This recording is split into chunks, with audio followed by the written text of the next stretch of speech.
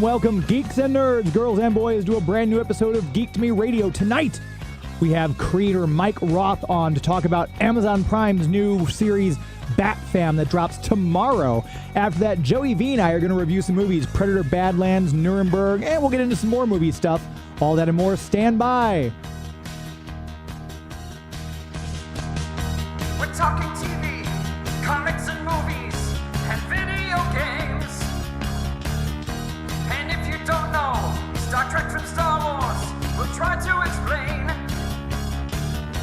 There are 12 doctors for Hogwarts houses, one ring rules them all.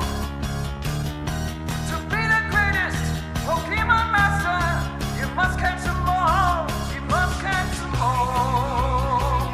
Try to catch them all. Gotta catch them all. Gotta catch them all. And if you're driving around the greater St. Louis area tonight listening to us on the Big 550 KTRS, hello to all of you out there listening. If you are streaming us on Facebook and YouTube, hello. We are on camera, which means Joey V is in studio with me. And then obviously, if you're hearing us after the fact in the podcast form, we're very pleased to have you find us, even if it's a little after the live show, but you're getting us one way or the other, so that's what's important. Feel free to leave us a nice 5-star review on whatever platform you are listening to this podcast on, because that helps us out in search engine optimization, which is a very big word that I sometimes have trouble saying, but I got it out tonight, so thank you. Hello, David DeRose. Hello, BK. Hello, Olivia. Hello, Shannon, listening already in the chats. Hello, I've got the chats up in front of me. Without a guest on the other side of the camera, I can actually have the chat pulled up, and I've got my laptop over here, and like an idiot, I just realized after doing this show for how many years, I can have my laptop open so I can see the YouTube and the Facebook chats all at the same time. So hopefully I'm going to stay on top of it tonight. So if you're listening, want to chime in, please feel free to do so. I'll try to shout you out as we go. Joey V and I are going to dig into some movies. We'd love to hear your thoughts if you've seen the movies we're going to talk about as well when we get into that segment. I want to let you know that my superhero bingo night, for those of you who didn't see the notification on social media, it got moved. It's no longer at the Foundry in St. Charles. We had a little bit of a snafu, so we have moved it to Work and Leisure STL in Midtown. It's just a couple doors down from the Fountain on Locust, and Jordan and Raven very generously said, hey, why don't you host it here? Fantastic. I'm so excited, and they're very, very great people to allow me to do this at their event, because I always host the Tenacious Eats events down there, and it's a fantastic venue. So if you haven't come out to one of the Tenacious Eats event before, come out, support Superhero Bingo, which is going to help us grow the Comic Con, bring cash for a 50-50 raffle, dress up in cosplay or a costume. We'd love to see that. We're going to give a prize away for costume contest, and we'll have a table decorating contest. So you've got a table. You can get a table of 10 people for $135. Decorate that table. We'll have a contest and an entry, prize, I should say, for the best decorated table as well, plus different superhero rounds of bingo, which will be fun. My friend Beth has been working on the different themes and to make them look so cool, and she sent me a proof of what she's been working on. They look great. I can't wait to do this. It's going to be a lot of fun. I will be there dressed in cosplay as well, so if you just want to take pictures of me looking like a fool, that's worth the price of admission right there. But I just picked up some more prizes this evening that we'll be using for prizes for bingo, so I'm very excited. So it is at Work and Leisure, which is on Locust. I believe it's 3015 Locust Street. You can go to the number 2riverscomiccon.com/tickets. I think it's /get tickets if you're typing. Otherwise, just click the tickets logo, and the bingo tables are up there. We only have 3 tables left, or basically 30 individual tickets. So if you have not gotten your table yet, please do so, because once we sell out, we will be at capacity and we can't squeeze anyone else in unless it's maybe a onesie or a twosie. But the tables, we've only got 3 full tables left, so grab your table while you can. I do appreciate everyone who has purchased a table already, and those of you who purchased individual tickets as well. It's going to be a lot of fun, so thank you all for helping me grow this con. I just had a wonderful time at Cape Con down in Cape Girardeau, Missouri. I drove down yesterday, left early in the morning, came back that evening and had a lot of fun. I just put a video up on my Instagram, instagram.com/geektomeradio, showing me in the Mach 5. This guy had this amazing looking replica of the Mach 5. He said it's street legal. He's showing me underneath where it's got these halogen lights so we can actually drive it at night even, but it is street legal. Obviously no top, so he can't drive it in the rain, but he's got this big, huge enclosed car trailer that he transports it, and he's actually from Texas. So it was very cool. I got to sit in it and got a couple pictures of that and got some video of it. So go to instagram.com/geek2me radio. Follow me on there. You can check out me in the Mach 5. And that was a really cool con that we got to go down there. And we got, I think, some vendors coming up from that one for Two Rivers Comic Con. So it'll be fun too. Also, Two Rivers Comic Con, the tickets are now live. I haven't officially announced it yet, but I'm letting you know. So if you want to grab your tickets early, you can get your tickets to the convention. We have individual passes if you want to go just Saturday or just Sunday, or you can get a weekend pass, save a little bit of money that way. But those tickets are now available. So if you want to grab your tickets to Two Rivers Comic Con, do so now, and that will that'll make sure you're locked in. You can meet Jerry Conway, Larry Hama, Andrea Romano, who is, every time I say we're bringing her in, people's eyes get huge. Really? Andrea's coming? Because we were hoping to have her last year with the Justice League, and she had a wedding to be at in Manhattan that same weekend, so she couldn't go, but she promised to come, and sure enough, she is going to be here in April. So we're very excited for that. Olivia, I did not see a DC Animated Universe Batmobile at the con. We are going to have our friend who brought the Batmobile this past time to the convention for Two Rivers. He's going to bring that. Again, he's got an animated Batman, fantastic cosplay, and he's even got a Batmobile that he brings in. It's not the animated style, but it's a really cool Batmobile, and he'll be there at my con. So if that's of interest to you, Olivia, keep that in mind. Again, Joey's got them on the screen. They're April 25th and 26th are the dates. So go ahead and get your ticket now and start pulling your comic books, your G.I. Joes, and your amazing Spider-Mans for Jerry Conway and Larry Hama, respectively, and that'll be a lot of fun. Robert Jones says, can't wait till Bingo Thursday. That is going to be a lot of fun. I think that's going to be a great deal of fun. So, yeah, Robert, I know I saw you've got a ticket. I think you've got 2 tickets waiting, so thank you for that. And, yeah, tickets are still available. So, like I said, if you want to come out to Bingo this coming Thursday, get a little fun in before all the holiday hustle and bustle starts, those tickets are available at tworiverscomiccon.com. Click the tickets link, and you can get a table or an individual ticket. All that said, that's a bit of business we got out of the way. I do want to give a quick shout-out to Thomas from Cape Girardeau. We had our Stranger Things Snowball event, Tenacious Eats, that Chef Liz put on at Work and Leisure. And there was a gentleman came there. He came and got a ticket at the door, which is a little unusual. Most people already have their tickets in advance. But, yeah, we can sell you a ticket at the door. And I got to talk to him a little bit. Seemed like a really nice guy. Participated in the trivia we were doing, which is always, I'm glad to see people participating. And Chef Liz tells me at the end of the night, she goes, did you know that guy who was sitting there at the table? He had the beard and mustache and glasses. He bought the ticket at the door. I said, yeah, I know which one you're talking about. He said he listens to Geek to Me Radio. He lives in Cape Girardeau and drove in from Cape Girardeau because he's a Stranger Things fan. He heard about it on my radio show and drove all the way from Cape Girardeau for the Tenacious Eats event. That blows me away. So Thomas in St. Genevieve, Thomas in Cape Girardeau, if you're listening, thank you, buddy, for coming all the way up to our event. I hope you had a lot of fun. I know you left with some prizes from the trivia wins that you got. So thank you for coming up. Thank you for listening. That really means a lot to me. I really do appreciate it. All that said, business out of the way, we're going to get to my first interview. I get to talk to these creators all the time. They send me these interviews, and when they said what the project was, I'm like, oh my gosh, of course I want to talk to this guy. Here's my interview with Mike Roth talking about the new Bat Fam series. Right now, I'm joined by Emmy-winning creator Mike Roth. If you're a Batman fan, this is a project you're definitely going to want to check out. Bat Fam drops tomorrow, the 10th, on Prime Video. Mike, thanks for your time. Yeah, thank you. So this, I'm assuming, and who knows, the 2023 Merry Little Batman that you did, was that a kind of special project to kind of test the waters to see if this could be a series, or was the success of that, it just led to the creation of Bat Fam, the series? The latter. Okay. The Merry Little Batman just had very humble beginnings, and as we got deeper into that property and we just had so much fun making it, and there was just so much more we wanted to do with it and other places we wanted to explore. And as epic as the movie is, it was just a very thin slice of this world.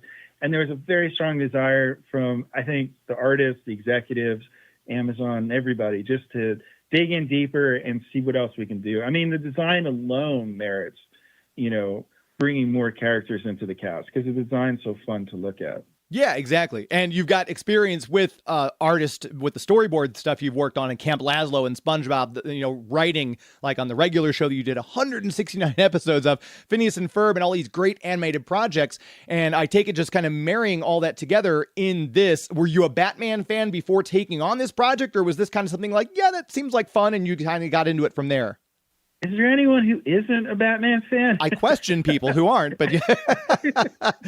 I feel like on some level, everybody loves Batman. So the answer is, of course, I love Batman growing up. I'm dating myself, but I grew up with 66 Batman, watching that on reruns as a kid. And, and then from there, getting into the comics. And then, of course, Bruce Timm's Batman, or Bruce Timm and Tim Burton and his Batman as well.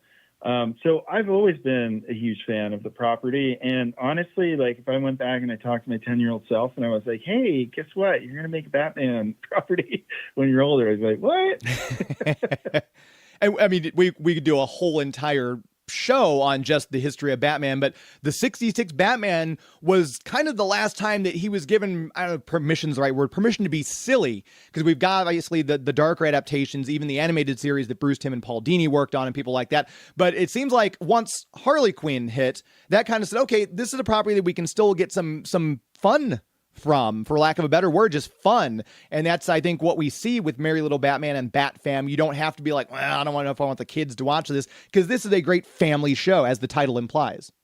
Yeah, no, 100%. And, and that's definitely, those were conversations we were having when we were getting into this property. We knew, originally we just wanted to tell a Christmas story, but we knew we wanted to have some humor infused into it. We also wanted, the classic Batman action that you'd expect. But we wanted something a little lighthearted because our Batman, he's in full dad mode. You know what I mean? Like, as much as he's got his super suit with the, cape and cowl, also his, tuxedo, that's a little bit of a mask as well, so we kind of take all of that off and we just expose him as a dad doing everyday dad things, Yeah. He's got like a full on dad beard and he's got flannel. He's got his dad sneakers, if there's a helicopter parent, we call him a Batcopter dad. Yeah, the trailer had the whole bat thing in front of it's getting a little tired now, and Damien says that's your bad opinion. So I love this leaning into it even harder. This is great. I never get tired of that. I think it's the best. I love that everyone else gets tired of it in the show. And this is the cast on the Merry Little Batman. We had Luke Wilson as Bruce, James Cromwell as Alfred, Brian George as Penguin, which I thought was just brilliant casting. When I looked up the IMDb page, there isn't a lot of the cast listed yet. Are a lot of the old favorites, I say old favorites, it's 2 years ago, returning? From the movie? From Merry Little Batman? Yeah, I mean, all of the cast from Merry Little Batman is returning. Okay. Where appropriate, not all of, we're not going to see all the villains from the movie in the series. So unfortunately, those cast members won't be reprising their roles just yet, but hopefully if we get more episodes, absolutely. So yeah, we were really blessed that way because, the cast, they had such a good time making, the movie. They were all very excited to come back for the series. And so we were able to bring them all back and keep that consistency and maintain that charm. And I assume as executive producer and someone who was working on the writing and everything else, you had quite a hand in the casting process yourself, I take it, yes? Oh, 100%. Yeah, I mean, casting is a huge endeavor. We have Sarah Noonan at the studio who's head of casting, and she does a lot of lifting as well. But yeah, very heavy hand in that whole process. And with the new cast that you have incoming for Bat Fam, do you remember being in on one of those editions where one of the actors just like immediately you knew, nailed it, this is the person we want for Alicia or whoever the character might be? Oh, yeah, for sure. I mean, like when London did her callback, when she did her audition, it was like, yeah, that's Alicia. Of course, Luke, as soon as we heard Luke, I mean, honestly, I think all of them kind of, I mean, James Cromwell, his Alfred was just perfect. It was exactly what we wanted. Fun anecdote about him is when we did bring him in and, he's like, what kind of British voice do you want? He's such an amazing actor. He went through like 15 different British versions. Oh my gosh. British accent. I know. And it's like, whoa, that's a lot to take in. No kidding. But no, our cast, I mean, honestly, and I say this sincerely, this is one of the best casts I've ever worked with. Everybody fits the characters so well. And, you know, it's Batman. So I think that's just an inspiration right there, too, for everybody. Yeah. And, you know, we have all the voices. Someone's Batman's voice. Like a lot of people, Will Arnett, we're used to him from the Lego Batman. Obviously, the late, great Kevin Conroy, Bruce Greenwood from Young Justice. Did Luke come in with a kind of a Batman in mind? Did you have to kind of work with him a little to find the Bruce Batman voice? How did that bit of casting play out? I mean, we just wanted Luke. Okay, simple enough. So Luke is Luke. I mean, Luke embodies everything we wanted in that character, you know? I mean, his legacy as an actor and everything that he's done, he brings the humor, he brings charm, and, you know, he can get very serious when he needs to, and it was perfect for us. So it's really just kind of like, okay, Luke, here's the line. and go. And yeah. From a layman's standpoint, like me, I'm curious, supervising producer versus executive producer, like Lasso and Comet versus Merry Little Batman. Then something like the regular show, the movie, where you're producing and doing the art and the writing. What's the difference between a supervising producer and executive producer? You're just in charge of more aspects of the production. Okay. Right. So, you know, supervising producer is under an executive producer. So I was following JG's lead a lot, you know, on regular show. And there were some things, you know, I led a bit here and there. But executive producer, you're leading everything. And from a creative standpoint, someone like yourself, is it overwhelming when you are producing and doing the art and writing? Or is that kind of like when you really feel, you personally, like you're firing on all cylinders and you've got complete control? It's a little bit of both. I mean, you know, running a production is a crazy amount of work. I mean, hours that go into it. Oh, I'm sure. It's not a 9-to-5 job. I mean, it's your work, it's weekends, it's late nights, it's getting up early to read scripts. And yeah, it is exhausting, but at the same time, like, I totally welcome it. Like, it's just so fun to have that much creative control over something and to really be able to steer it, you know, in the way that you want it. And my very final question is, people are going to tune into this. What do you most hope people take away from their experience watching Bat Fam? I hope everybody connects with it. They see a little bit of themselves or their family members in it, and that, you know, it's the co-viewing that we hope it could be, that the movie was, that, you know, grandparents can sit down with parents and sit down with kids, and there's a little bit of everything for everybody to be entertained with. And there's some laughs and some moments where, you know, it touches you emotionally. And based on 2023's Merry Little Batman, and from the trailer I saw for this, I have no doubt that will be the case. Emmy-winning creator Mike Roth, thank you so much for your time today. We look forward to checking out Batman on Prime on November 10th. Awesome. Thank you. Thank you. Take care. There he goes. Make sure you check it out again. It's tomorrow. Very rarely do I get these people and their stuff's dropping the day after I have the interview airing, so that's exciting. So if you get to check it out, yeah, Olivia does kind of remind me a little bit of Teen Titans Go as well. Teen Titans, kind of Adventures of Gumball, kind of all thrown together into one lovely blender, I guess is the best way to describe it. So yeah, make sure you check that out on Prime as of tomorrow, the 10th of November. We are going to take a brief commercial break. We're going to come right back. We're going to talk movies. Joey V has his review of Predator Badlands. I've got my review of Nuremberg. We're going to talk about all that and more. You're listening to Geek to Me Radio on the Big 550 KTRS. Please stand by. G.I. Joe equipment, so you can set up exciting battle action whenever you want. Remember, only G.I. Joe is G.I. Joe. Clickety-clack, clickety-clack, look what's coming down the track. American Flyer, all aboard. It's something nifty, something new. The tracks are all mounted and wired, too. The scenery's painted and fits just so. Now, put on the train and away you go. To make a change, just shift them around. Snap them together, and in no time flat, you've got a brand new railroad. Just like that. American Flyer, all aboard. all wired and mounted. The scenery's complete. Put the train on the track. It's really neat. The American Flyer all aboard. Complete with electric train, pre-wired tracks, transformer, all landscape, all ready to go. Years of fun for everyone with the American Flyer all aboard by Gilbert. Maris is ready. Here's the pitch. It's going, it's in there. A new Major League record, 61 home runs by Roger Maris. Hi, kids. That sure was a day for me. Part of the thrill of baseball.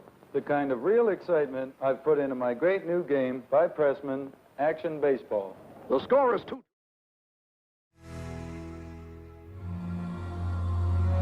This is Kevin Conroy, the voice of Batman. You're listening to Geek to Me Radio.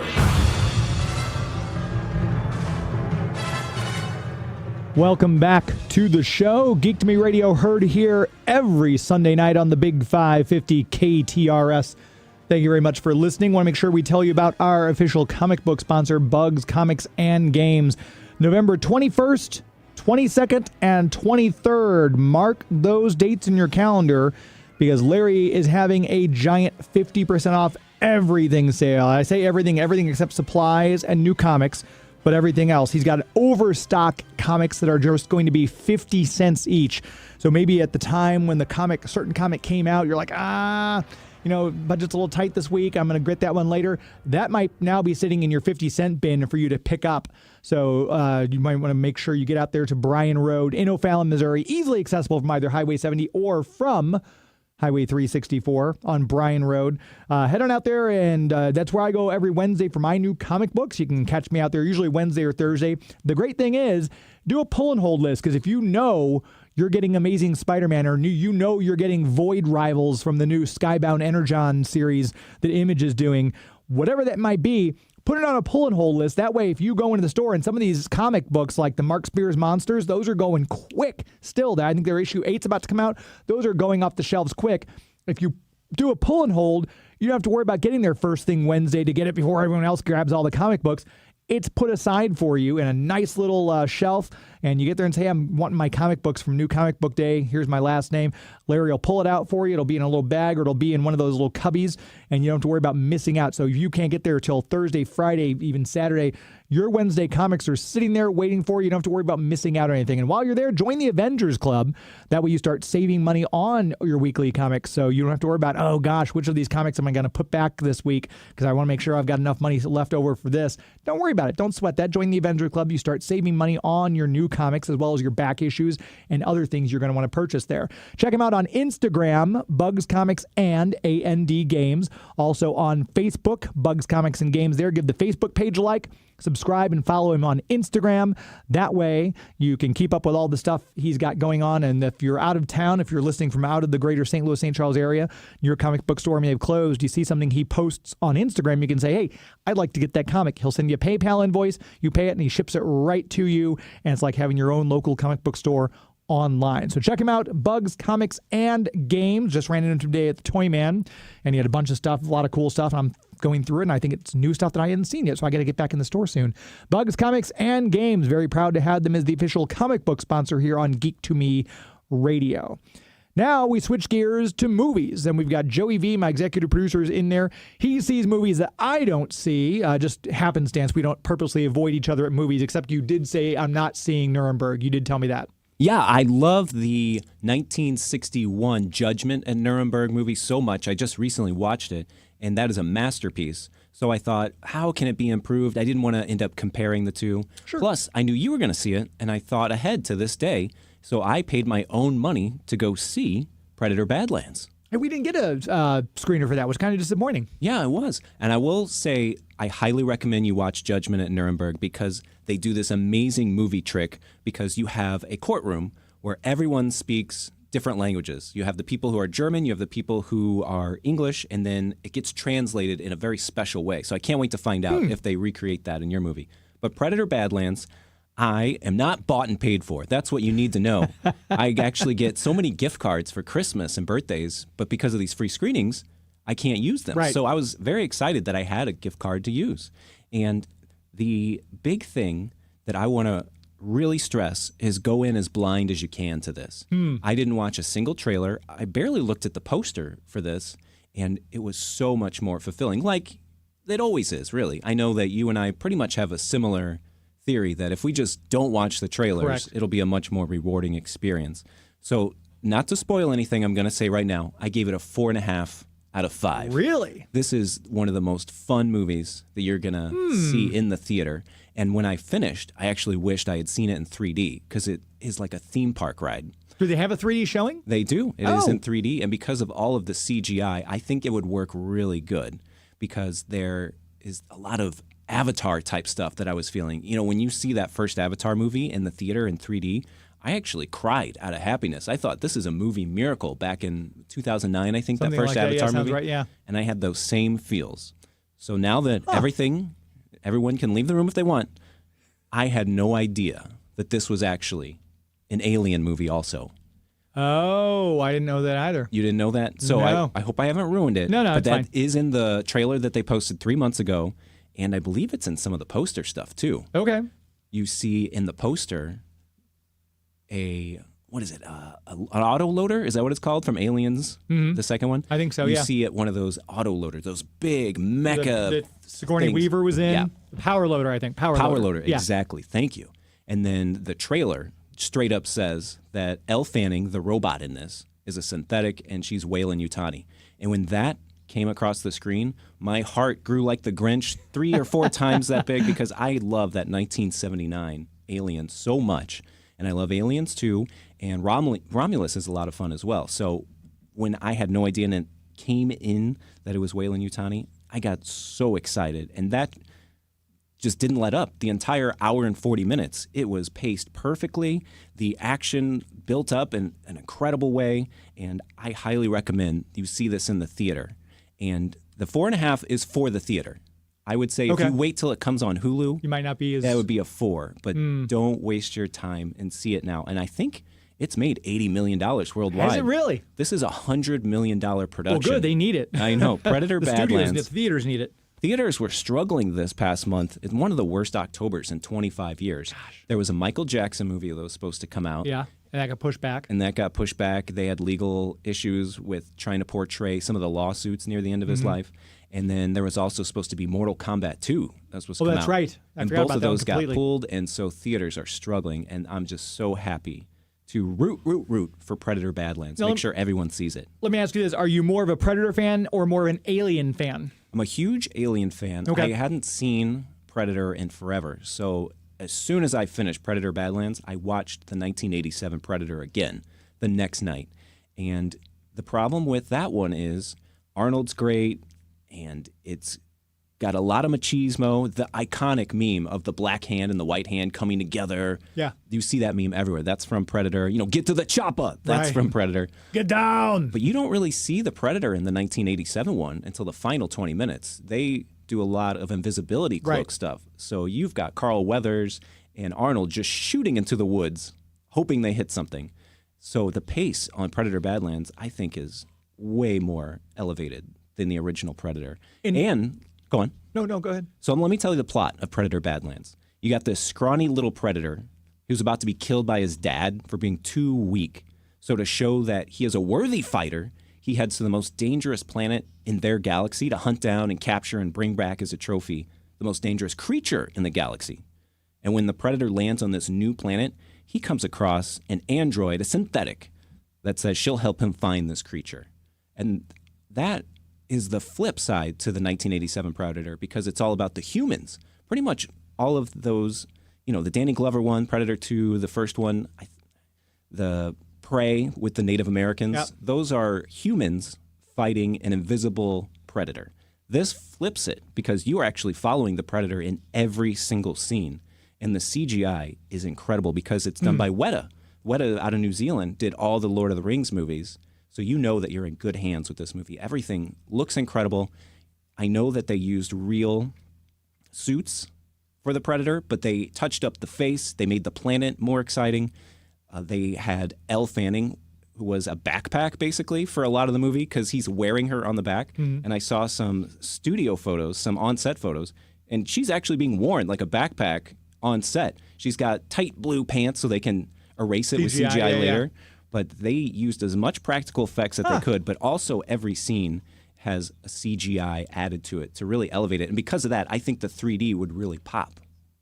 Now, I will say that it will make you think of other movies. You know, this is like what they call a lone wolf and cub movie, where you have a stoic character transporting maybe a young baby type character. Or helpless. Yeah, that's like Mandalorian, Right. The Last of Us. Those are called lone wolf and cub movies in reference to these old Japanese films. So you've seen this plot before, but you've never seen it done with a Predator movie. And that's why I implore you, go see it in the theater as soon as you can with the best sound system.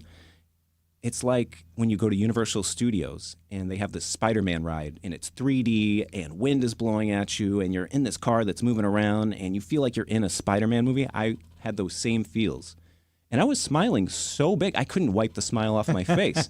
And a little problem I had, I think I moisturized a little too much that morning. And the lotion was somehow running into my face. I was tearing up out of happiness. And then the wiping away put some lotion into my eyes and I started to get irritated and I was crying. But then I looked over to my girlfriend, and she was legitimately crying. There's emotional pull in Predator Badlands because of the family dynamic at the beginning, where he's trying to prove that he's worthy of his father's love. There's a lot of people who say they don't want this in their Predator movies, but this is for a new audience. This guy, Dan Trachtenberg, he's the one that's been behind the Native American one, Prey, a few years ago. Killer of Killers, who did we have on? Was it the animation director? I think it was the director of animation, yeah. And you loved Killer of Killers. And I you loved that it. anthology. You didn't see that one yet, though, right? I watched the first one, which was a super bloody samurai one. Yes. Well, that's the second one. The second one was the first one was a Viking. Viking? Second Okay. was a samurai, and the third was the World War II pilot. You are so right. Thank you for correcting me on that, because I did love the Viking one, but I kept thinking about, I need to come back to the samurai one, and I didn't go back. Now I'm excited to go back and watch Killer of Killers on Hulu. No, yeah, it was well done. But supposedly there was going to be a tie-in with Killer of Killers, with Killer of Killers and the new one, the Predator Badlands. But I don't know. I haven't seen the movie yet, so I don't know if there's a tie-in or not. I think that it does explain one little nitpick that people had with Alien Romulus, with the synthetics, that it does explain, and that's super fun as well. I wish I had liked Alien Earth a little better. It was way too much talking, not enough violence. That's the FX series. I think it was 8 episodes. Yes. Disney yeah, that's right. bought Fox a few years ago, and now it's trying to get some money coming in and help that bottom line. So they are, as you would say, milking those synthetics and trying to make as much money off it. But I have liked these last 3 Predator movies so much. Would you say that someone might be lost if they hadn't seen Alien Romulus, or if they hadn't seen some of the other Alien movies that tie into this? Or let's say this, they may have not seen any Predator movie. Or is someone going to be lost having no backstory at all with either franchise? Nope, not at all. And what's exciting is you get to scar your little nieces and nephews because it's PG-13. And the trick there is, if you kill an alien and you have green blood, PG-13. If you kill a human whose skull goes crunch instead of squish, that's just a robot, man. Okay. So I was really worried about the PG-13 going in, but the movie opens up with someone getting stabbed in the spine, an arm cut off, a decapitation. So this will also scar your 10-year-old, but then make them very excited because this could be their favorite action movie of all time. What could go wrong? All right, well, there you go. Predator Badlands, 4.5 out of 5 stars. That's pretty. I don't think I've not given many movies this year that high of a praise. So that's impressive. Yeah, One Battle After Another, I gave 4.5. The Leonardo DiCaprio one. That's going to sweep all of the Oscars. I hope not. And also, I guarantee you that Predator Badlands is going to get nominated for below-the-line technical Oscars because this thing is so beautiful. But we happen to have an Avatar movie coming out this year. Yeah. So I don't think it has a chance of winning up against Avatar, but who knows? The last Avatar came out just a couple years ago. Maybe that's too soon, and the Academy will want to give some love to a new franchise. Let's hope so. I would like to see a new kid on the block get it, and even though it's been around since '87, like you said, it's still a new kid on the block coming through and knocking Avatar out of its place. Because you and I have had this discussion. I was whelmed by Avatar. I really don't understand the hype and the fuss. Yes, it was beautiful. You had to see it in the cinemas. And it's just kind of like, meh. It's the second one, I just didn't care. Yeah, Fire and Ash comes out December 19th. Another 3.5-hour movie, something like that. Predator Badlands, an Stop it. hour and 41 minutes, and the ride is incredible. You want to See? keep going back. I think it has saved theaters based on the Good. box office I'm seeing for worldwide. Good. I know the movie I'm going to talk about, Nuremberg, did not do well. It only made $4.1 million, I think, this weekend, if I heard the ABC guy correctly. Let me look that up actually real quick. I saw and your see. rating, and it piqued my interest. I won't say it, but I was Box super office excited. Numbers, I believe, 4.15 million domestically, playing at 1,800 theaters nationwide. Opening day gross was over $1 million, but that's not great. But I guess for a historical drama, when you're looking at an action movie like Predator Badlands, what's someone going to want to go see? So the Nuremberg movie opened in 5th place this weekend. The cast is fantastic. We got Russell Crowe as the Reich Marshal Hermann Goering, who was basically second in command to Adolf Hitler during the Nazi regime. Rami Malek plays Dr. Douglas Kelly, who is a psychiatrist who's brought in once they've captured Russell Crowe and members of the German High Command, because it starts out with, it's in the middle of Germany, and the Allies have kind of seized part of the land. They're kind of getting a road and evacuating people. And this German limousines coming down honking the opposite way towards the GIs, and they pull out their guns and stop. Waves the white flag out the window. It's Hermann Goering, who is now fleeing Berlin, and he surrenders to the Allies. So that's how the movie kind of starts out. We have Leo Woodall as Sergeant Howie Trist. We have Colin Hanks comes in as Dr. Gustav Gilbert. Michael Shannon as Justice Robert Jackson, who was, at that time, he was hoping to get nominated to the Supreme Court under Franklin Delano Roosevelt. Harry Truman, I guess, would have been taking over around that time. And John Slattery's in it as well. Great cast. I think we were talking about it after the film. Our friend Janelle, Holy Ell, and I, we were talking about it. And I think Rami Malek does a decent job, but I don't think the Academy Awards are going to find his work award nominee worthy. I think Russell Crowe is bound to get a nomination for this because he was absolutely incredible. Michael Shannon did a fantastic job as well. And it had Richard E. Grant, who I think is fabulous in everything I see Richard E. Grant in, but I don't think he was given enough to where he's going to get any nomination or love for his role, even though he did a fantastic job, as he always does. This was, based on historical events, obviously, with a little bit of dramatization, and it's based on a novel that was written, the psychiatrist and I should have looked this up or written it down beforehand. It's based on a book about the psychologist's work with Hermann Goering, the lead up to the Nuremberg trial, and all these, hey, we've never done anything like this before. Who is going to oversee the trial? Can we even try these people? It's an international thing. And the Nuremberg was what led to a lot of groundbreaking legal precedent that now allows us to try war crimes, people from other countries, and everything like that. So it was a fascinating look at the historical aspect of it, but it was also very well acted. I'm a little bit of a World War II buff. I've just always kind of been fascinated with that period in world history, the lead up and then all the stuff, and then obviously the aftermath and all the historical precedents that kind of fell out from everything we've done between the airdrops and the Eastern Communist Bloc, the trials itself, how it's changed the landscape of the world. It's just such a significant time. And also I've got a little bit of personal history involved because my dad was actually at Pearl Harbor when the Japanese bombed it in World War II, which I know, Joey, you and I have talked about before. So it's just, I think it's a fascinating period. I think all the actors did really well. Leo Woodall has a monologue 3/4 of the way through that just, you can't help but get teary-eyed, talking about his family and why he enlisted and what he had to go through and why he's back there in Germany to see it through. And it's just really good.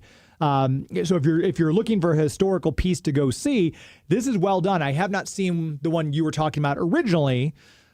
1961, was it, when it came out? Yeah, was this mostly in the courtroom, your Nuremberg? No, this had a lot of stuff going on all around it outside. They had a lot of outside stuff. The actual courtroom hearing, maybe only total of about 20 minutes in the movie. Wow. So, and this is a 2-hour and 28-minute movie. So a lot of it's the building up because they go in and the building they used was decimated. They had to rebuild a lot of the structure and clear the room and put in the court benches. And they said that the TV lights were going to be so intense that a lot of the people were going to have to wear sunglasses because the TV lights were going to be so bright in this courtroom. All these TV people, is televised around the world. So it was just the historical aspect of it, and seeing all this was fascinating. You find out about what happened to Hermann Göring, how they ended up trying these, where the evidence came from, the push and pull between England and America and France to say, well, hold on, who's going to try this? Why are we going to do it in this way? So there's a lot of nuance, but it's very well done, and the pacing kept going. So if you're thinking, oh, it's a boring courtroom movie, it's not, because there's a lot of build up to it. Rami Malek and Russell Crowe's interactions are great. I saw an interview with Rami Malek on I think it was either CBS. It wasn't the Today Show. It must have been the CBS morning show. And he was talking about how, Russell Crowe was just such a generous actor and said, hey, was that okay for you? Do you want to go again? And Rami Malek felt like he learned so much from Russell Crowe, who just embodied this role.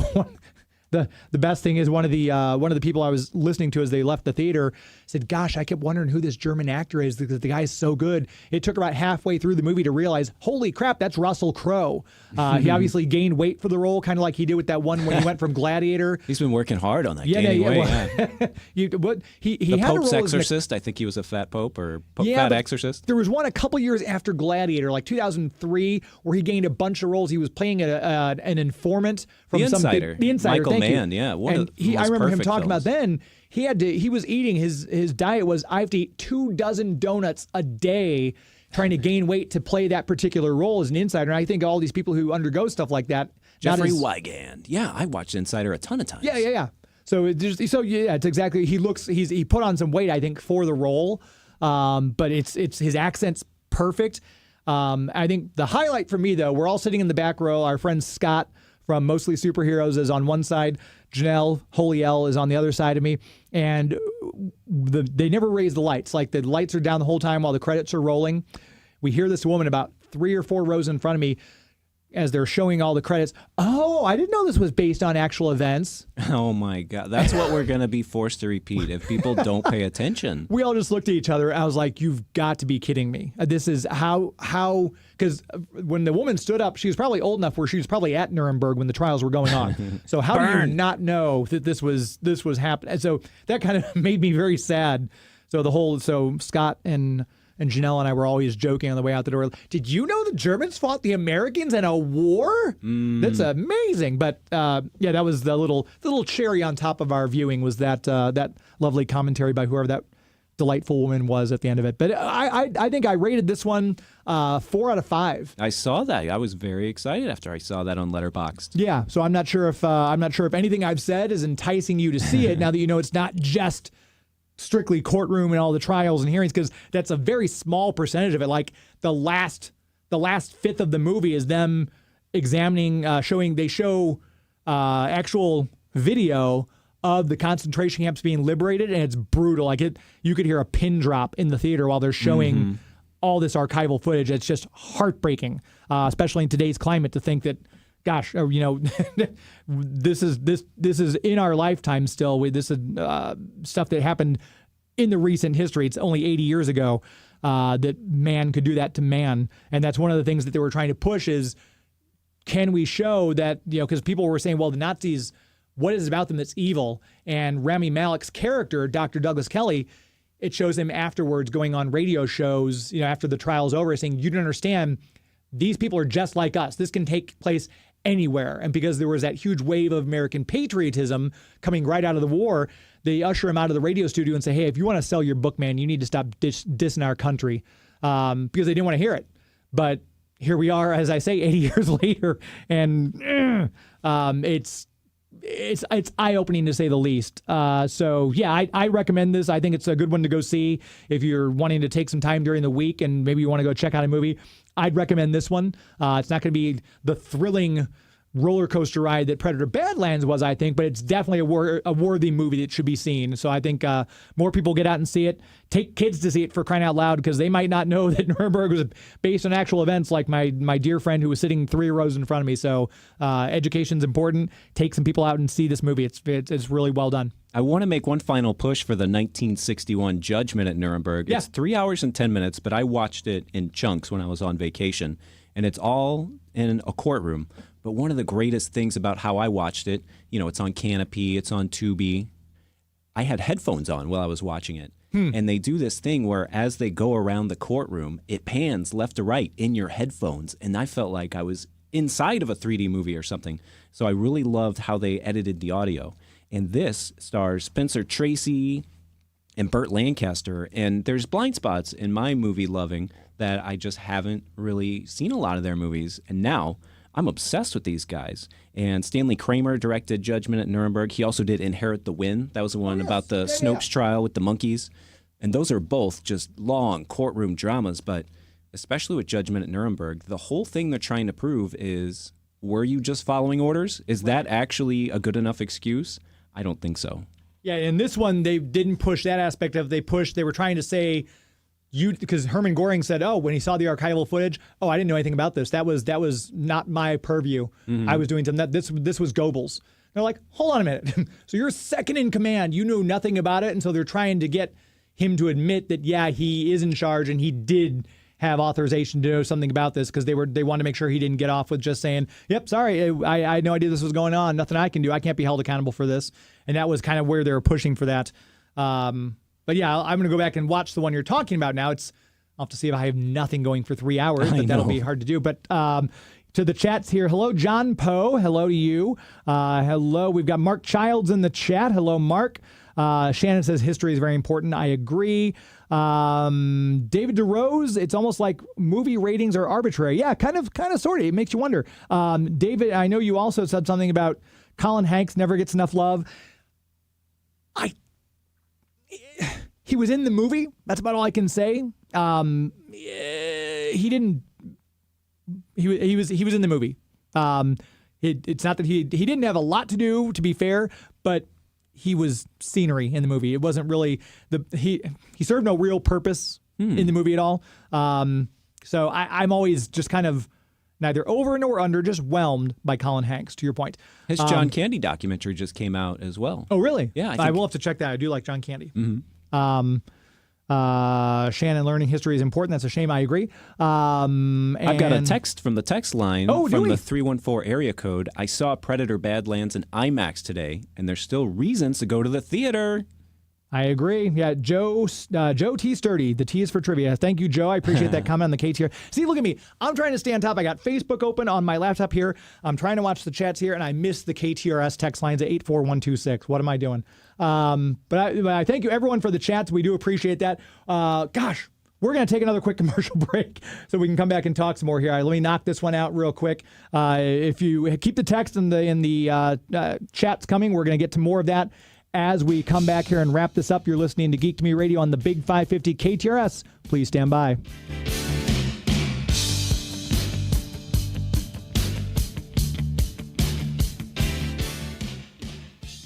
Cardinal Hall of Famer Jason Isringhausen and Eddie Scholler from the world-famous Fast Eddie's Bon Air. Hey, buddy, have you came over and looked at the new Eddie at Fast Eddie's? I finally got a new item. You know, it's been decades. Decade? More like 40 years to figure out how to put a piece of shrimp on there with your steak. I've known you for 40 years. You could have said something. Excitement of World Series when you play Roger Maris Action Baseball by Pressman. Now you can hit home runs just like Roger Maris. Yes, kids, there's nothing like the thrill of baseball. And now it's yours. Get Roger Maris Action Baseball today, $2.98. Oh boy, a Pressman toy. Voice control, Kennedy Airport.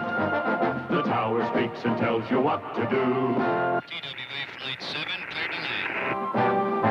Remco's Voice Control Kennedy Airport is just like a real airport. You get over 16 different orders from the tower's electro recorder that you hear through your earphones. Listen. Ground control clears United 117. This is Michael Rosenbaum. You might know me as Lex Luthor or Martin X from Guardians of the Galaxy, and you're listening to Geek to Me Radio. Why am I talking like this? Welcome back to Geek to Me Radio, heard here every Sunday night on the Big 550 KTRS. I'm your host, James Ensell. It's Joey V across the board from me, my executive producer, making the show sound and look as good as it does every single week. Want to make sure we tell you about our premier sponsor, the Greater St. Charles Convention and Visitors Bureau. I almost got that one out without butchering the name, but there we go. It's always a good time to get out there. Their Halloween stuff is winding down, and I know they just had a big bow making session because they're going to line the entirety of Main Street, South Main, with greenery, fresh greenery, and these big, perfectly presented and tied red ribbons. The lights are going to go up, and it's going to be a magical place. I just recorded a couple weeks ago now my last Justice League podcast with Susan Eisenberg, and she and I were talking off air before we started recording, and she said, I loved St. Charles. It's like you're stepping into a Hallmark movie, and when Christmas time comes, it really is. You can go out there and talk to Ebenezer Scrooge. You'll see different groups of carolers singing different period caroling songs in their whatever they're dressed as. If they're dressed as Victorian carolers, they're singing those. If they're dressed as the USO Evergreens, they're singing World War II type of songs. And then we'll have chestnut roasters. You can literally go out there and buy chestnuts. If you've never had a chestnut, tastes a little bit it's a potato, but it's that festive atmosphere. It's so much fun. Go down to the Katy Depot, which has been taken over by Santa Claus. You can go get your picture taken with Santa and go through his workshop. That's a fantastic thing. And on Friday nights, Santa's workshop's taken over by Krampus and the Krampus Carnival. So you get to see the Mary Lloyd, the Kali Kanzleroi, Grilla is there. And if you have a little bit of fun, the naughty side of Christmas, as they say, but it's like those Icelandic festivals you see where they do Krampusnacht. It's a lot of fun to go down there and hang out at the KD Depot on Friday nights and check that out. And then there's all stuff going on up in the street too. The normal characters are up there. And Wednesday nights they do a Christmas Carol stroll. So you go from one end of the street through the other and you're literally walking through the story of a Christmas Carol. You get to see young Scrooge and Belle. You get to see the Cratchits. You get to see the Ghost of Christmas Present, the Ghost of Christmas Past. Jacob Marley's there. It's fantastic. If you're a Christmas fan, you need to come out and see Christmas traditions. It's just a beautiful, beautiful place to go into. You're transported back into a time of yesteryear without the hustle and bustle of the mall. And the shops and the restaurants are much more unique than the places you're going to find at the mall. So make sure you check that out. Put it on your calendar. I've been talking to my friend DG Chichester about trying to convince him because he's keeps seeing my pictures I post of Krampus. He's like, I got to check this out. So I told him, I said, dude, what are you waiting for? You need to come visit us this year. So hopefully we'll drag him out to Christmas traditions from up there in Connecticut. So whether you're East Coast, West Coast, North, South, if you're from out of the country, we get people coming from out of the country a lot of times who come out from Germany. We've had people from Australia came last year for our 50th anniversary. It's just the best time you could possibly have during the holidays, and it's magical. You bring your family and have some really cool memories to share as you go down the road, literally down Main Street. DiscoverStCharles.com is the website. Plan your trip there. Click on the events tab to find out more about these things I've talked about and other events going on too. DiscoverStCharles.com, as we always say, it's an historically good time. We're wrapping up here on the show. This hour always flies by so quickly. Let's see. I said hi to Mark Childs. I said hi to David. John says, I love anything history related, talking about Nuremberg. Yes, then John, you'll like this movie. Olivia Miller says, who will be on next week's live stream? Well, Olivia, that's TBD at this point because I'm talking to somebody now. I'm waiting to hear back if they'll be able to come on and join me live. If they don't come on, then we'll probably got some interviews that I've got recorded that I haven't played yet. So that is TBD. Follow me on Facebook and Instagram, though, if you haven't already, Olivia, and anyone else listening. Facebook.com/GeekToMeRadio, and, of course, on Instagram.com/GeekToMeRadio. And I'm doing a lot more on Threads, too, now lately. So if you're on Threads, if you're new to Threads, follow Geek to Me Radio on there. Also, the YouTube channel.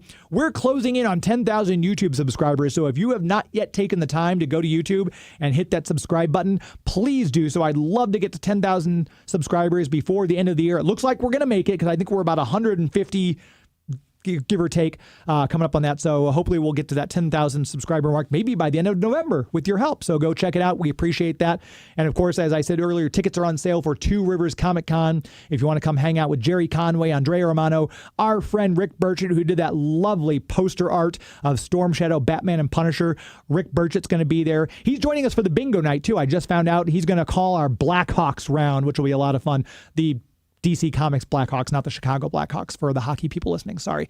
But then it's going to be a lot of fun. Again, those tickets are available. We got 3 tables left, or roughly 30 individual tickets for this coming Thursday, the 13th. Go to 2 riverscomiccon.com. Click the tickets tab. You can buy your tickets for the con and a table for bingo right there. Once we sell out, we sell out. So grab your table if you got a team of 10 and come hang out with us, dress in superhero costume. That'll be a lot of fun, and you'll help support bringing in more guests to Two Rivers Comic Con.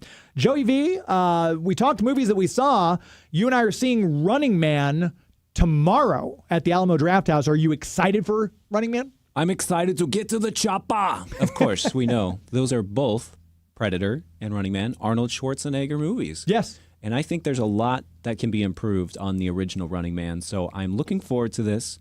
The Running Man is directed by Edgar Wright, and he's never done me wrong. Baby Driver, The World's End, Shaun of the Dead, and Glenn Powell, who has just been the most charming guy the past year, especially when we saw Twisters. You knew that his star was just going to keep rising and rising. Yeah, and so Top Gun Maverick? Next week, we'll talk Running Man. Yep, and are there any other ones coming up besides the one that particular one? Because I know you're usually looking way ahead. Are there any other ones that you're kind of on the radar that you're excited to see either coming out this month or next month? We don't get screenings for the Netflix movies, right? But they will be in theaters a week or two before they go to Netflix. So, for example, Knives Out 3, and that's going to be in theaters, I think, in 2 weeks. And then it goes to Netflix on December 12th. But we've trained everyone to just wait for streaming now. I hate it that Netflix is doing this because they're even doing these one-off screenings of K-pop Demon Hunters, and they're making 20, 30 million for just a joke, for just one weekend, and they pull it back out. They know they can make more money on these properties. They just don't do it. And then the one with George Clooney and Adam Sandler, Jay Kelly, that one's coming out in a couple weeks in theaters, and then that'll be in theaters, on Netflix on December 12th. So those are both Netflix ones. Hopefully I have an extra gift card that I get from somewhere in the street, and then I can go and pay my own money to see Knives Out 3 and Jay Kelly.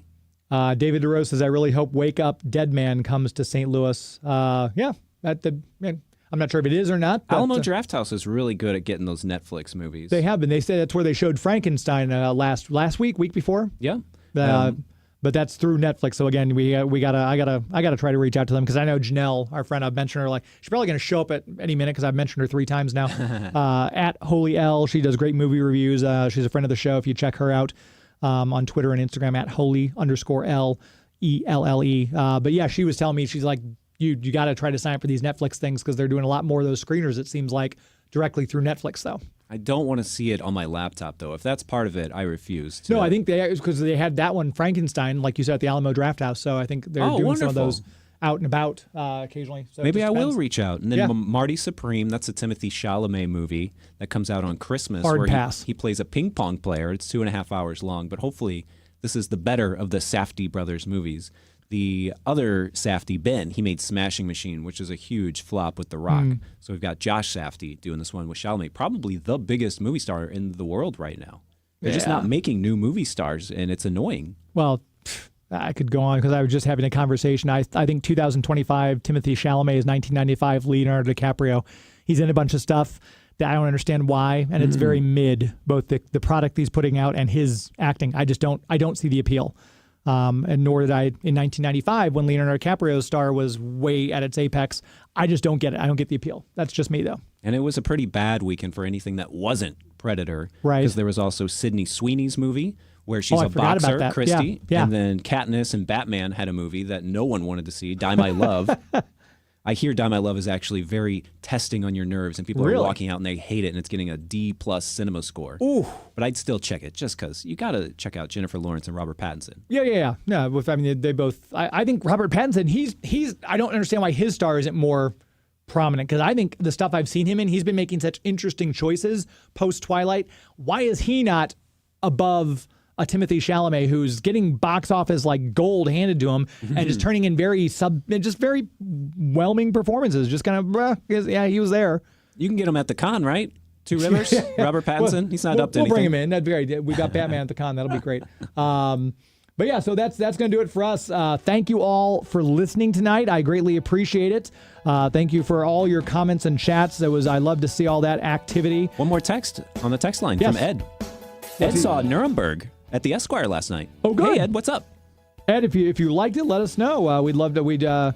Hopefully he'd see it again. Remarkable story, well acted, and I'd see it again. Yeah, Ed, I agree. I like Nuremberg. Thank you for that on the KTRS text lines 84126. Thank you to all of you who participated tonight. Thank you to Joey V. I don't have to turn the camera around because there's one looking at him right now. Thank you for making the show look and sound as good as it does.